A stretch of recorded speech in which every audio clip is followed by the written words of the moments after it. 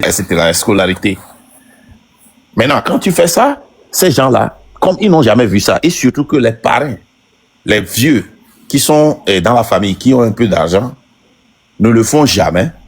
Eux, ils te demandent l'argent seulement pour acheter la scolarité, les fournitures scolaires, et que c'est 60 000. Puisque si tu envoies 60 000, ça va te coûter cher. Tu as décidé d'envoyer 120 000. Tu envoies 120 000 pour eux, mais tu es trop riche. Et ils commencent par te vénérer.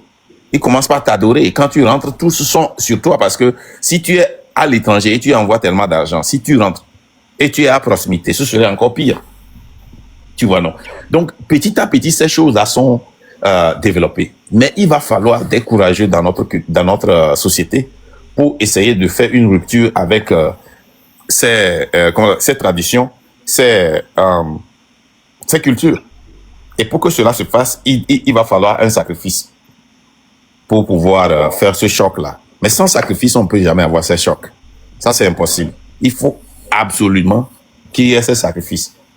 C'est-à-dire que tu sacrifies ta liberté, tu sacrifies l'honneur pour un changement.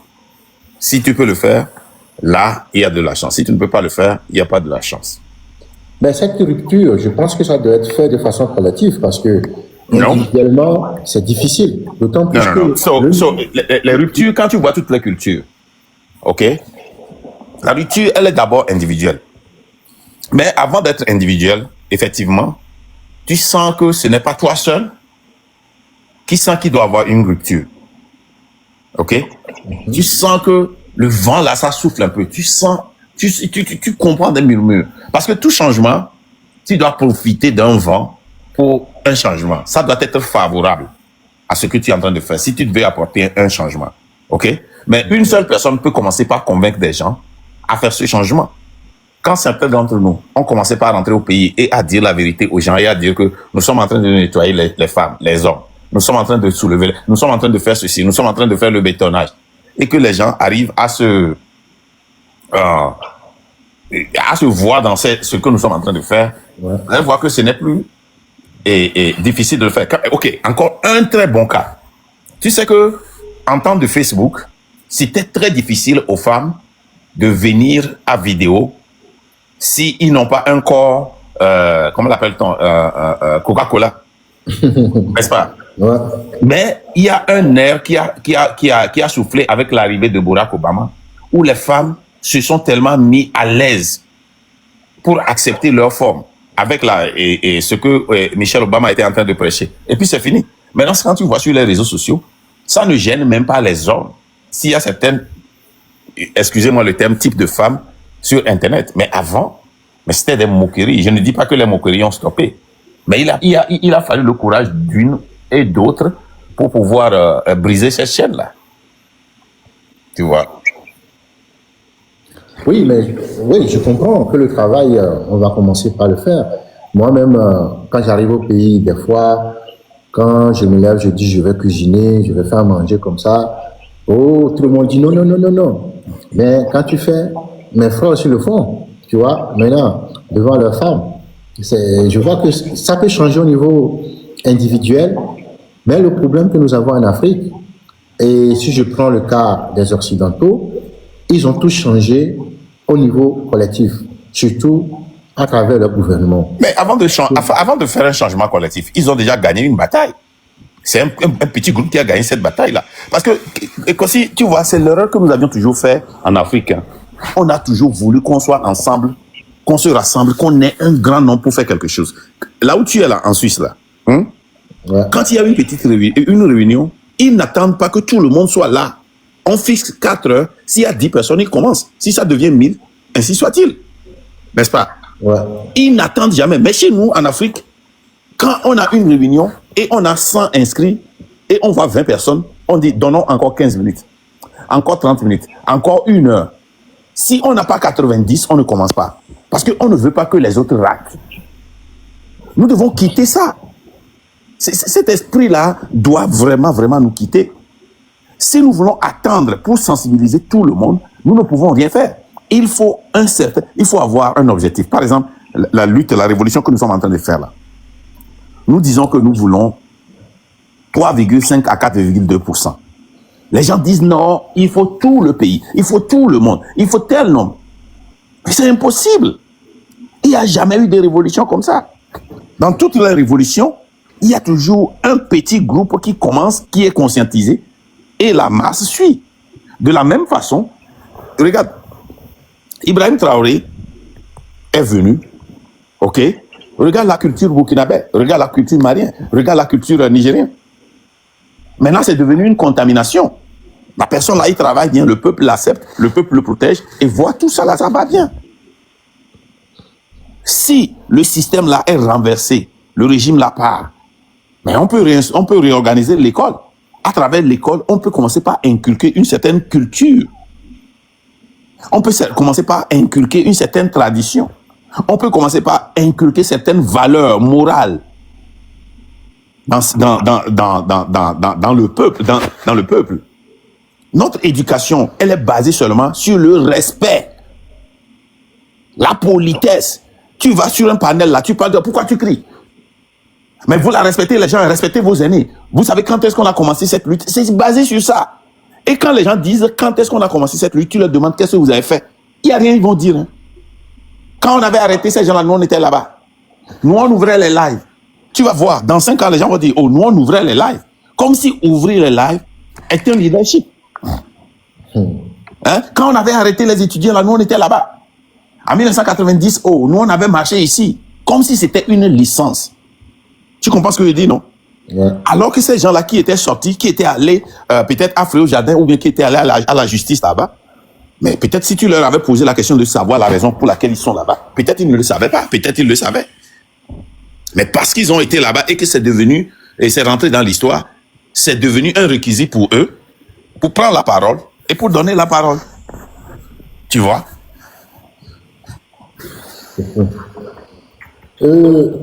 Bon, moi je sais que nous sommes dans le combat politique, tout ça là. D'autant plus que si on n'a pas le pouvoir, on ne peut pas niveler un peu le changement. Si tu vois Ibrahim Traoré, lui seul, avec son... Attends une seconde. Hein. Ouais. Et Lyon Yambaye dit d'arrêter de lui envoyer des conneries de live. Mais il a ici l'écrit. Mais qui lui a envoyé des conneries de live? Si on t'envoie un connerie, tu rentres dedans, tu vois que tu n'aimes pas, il faut partir. Tu es ici, tu fais quoi?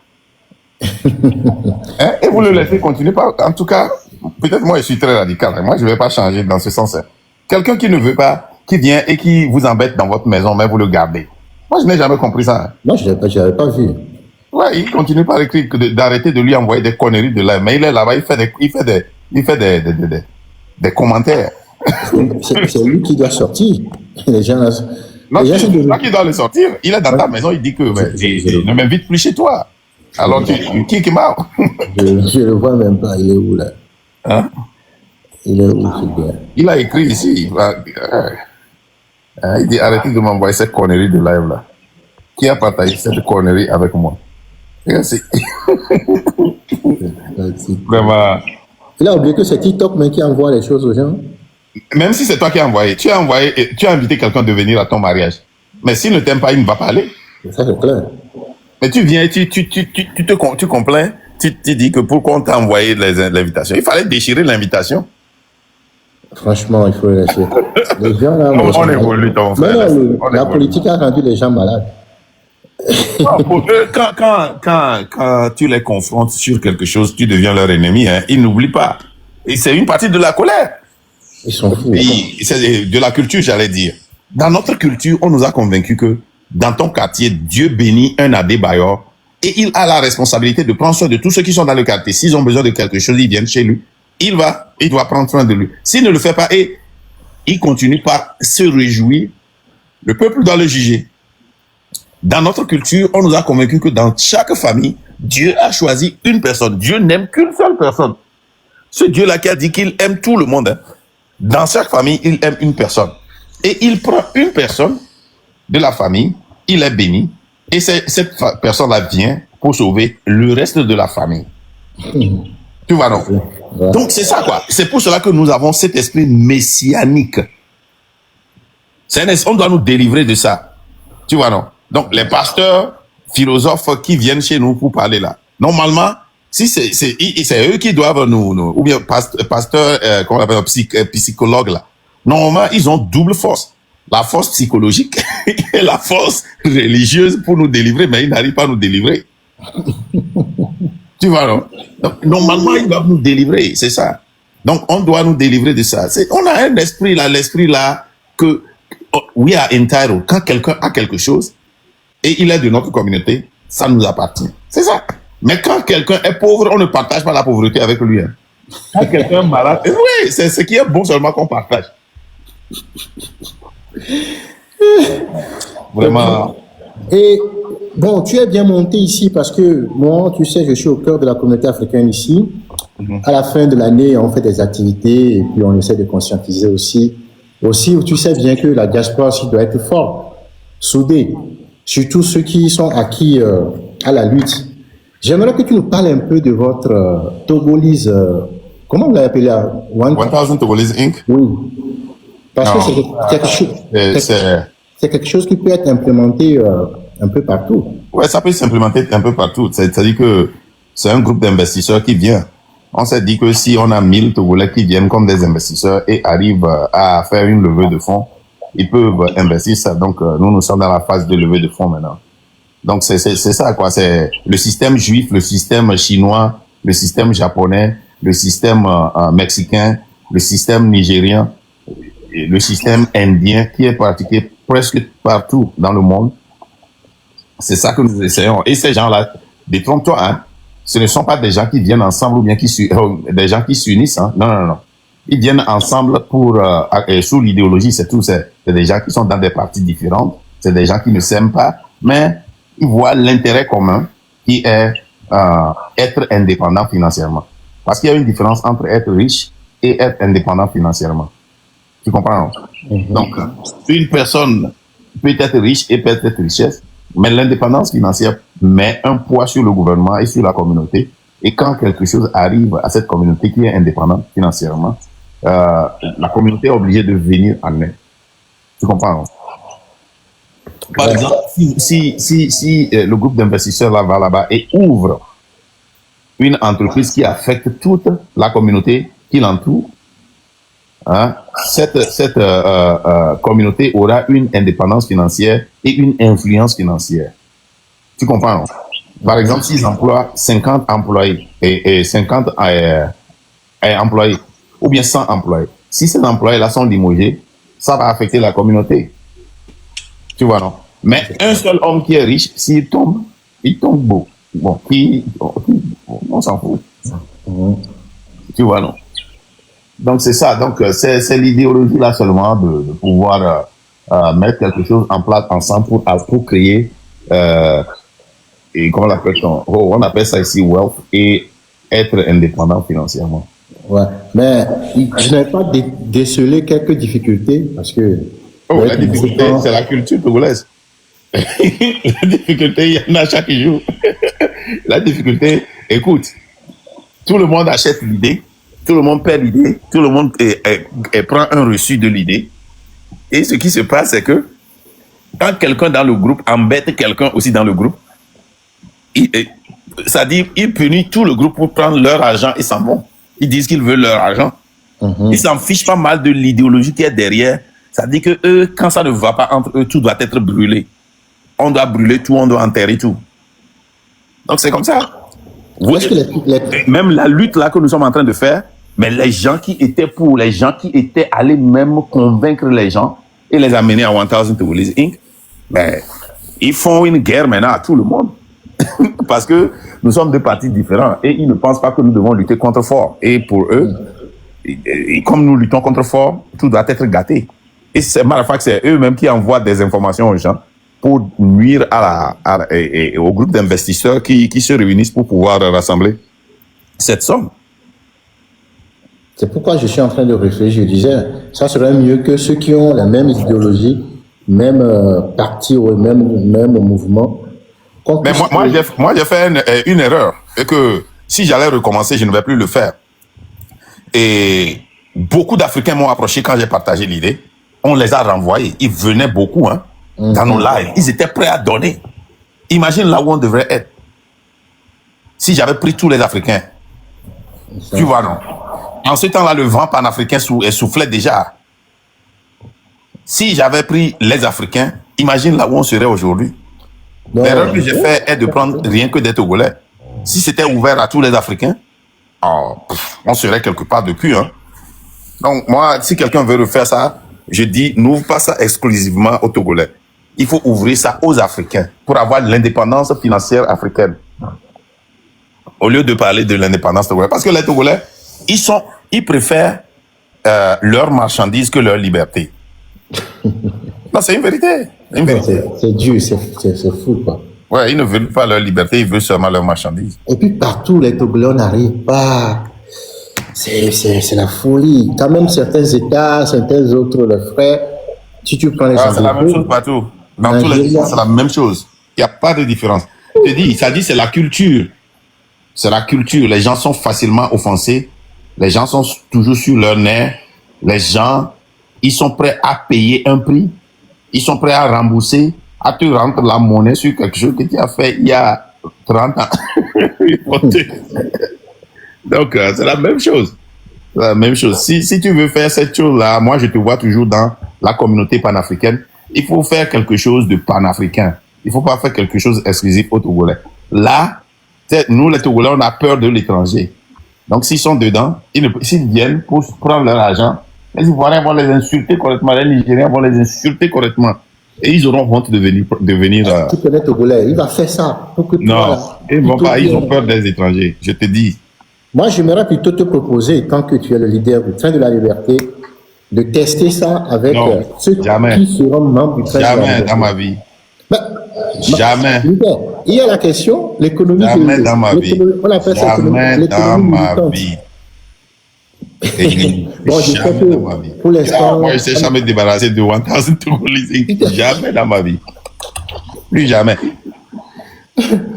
Bon, malgré tout, voilà, on est du côté politique. Il y a aussi l'économie au niveau social. Et moi, je pense que tu dois aussi influencer les membres. Parce que toi, tu as déjà réussi quelque chose. Tu as dit que j'ai réussi. Moi aussi, je me cherche. J'ai dit quelque chose. Moi, j'ai réussi et puis on le pour garer, le coup pour je me cherche. Yeah. Nos hommes, moi, allez, au poga. À un moment, le fou, pose-toi la question, hein. Oui. Avec famille, on dit beaucoup. Foyer, on dit. Relation, on dit. Amero, qu'on nous fait, dit. Mais fort, on toque, on le a quoi. On peut couper un rédit, quoi. On peut couper un petit gogo rédit, quoi. Est-ce que ça a un sens pour toi? Non, il faut. Ok, mon frère. Jamais, je ne ferai pas. Ah, mais ça, t'as d'autres de me voir. Encore même voir. Bon, il faut encore pour virer quelque chose. Jamais. On verra la suite. Mais tu sais, les gens sont en train de questionner. Hein. Les gens qui sont à l'étape 3, sont à l'étape 2, certains, ils sont en train de questionner parce que nous, les mecs, c'est là-haut. Et les gens ne vont pas se poser la question. Donc, nous devons avoir foi en le système, comment l'appelle-t-on, révolutionnaire. Le système révolutionnaire, il faut avoir foi en ça. Que toutes ces étapes-là doivent être traversées. Et si ces étapes-là sont traversées, tu sais, nous aurons habitué. Donc, moi, j'ai foi en ça. Non, le truc, c'est que ce que nous faisons, le Train apporte aujourd'hui, c'est de faire comprendre le niveau de chacun, tu vois. Les gens, souvent, ils sont à un niveau, mais ils ne se rendent pas compte. Tu vois, aujourd'hui, après le live, tu as posé la question aux gens de voir quel est leur niveau. C'est quand tu sais le niveau que tu es, que tu implémentes mieux ce niveau, tu vois. Il y en a effectivement des gens qui sont au 3, au 4, mais si tu ne sais pas faire, ils penseraient qu'ils sont à 1. Mais après le développement, tout ça, ça ouvre les yeux aux gens, ils se disent, mais quand même, si c'est ça, je suis au 4, tu vois. Et là, maintenant, on lui donne les armes du niveau 4, maintenant tu dois être ça, tu dois être Pierre.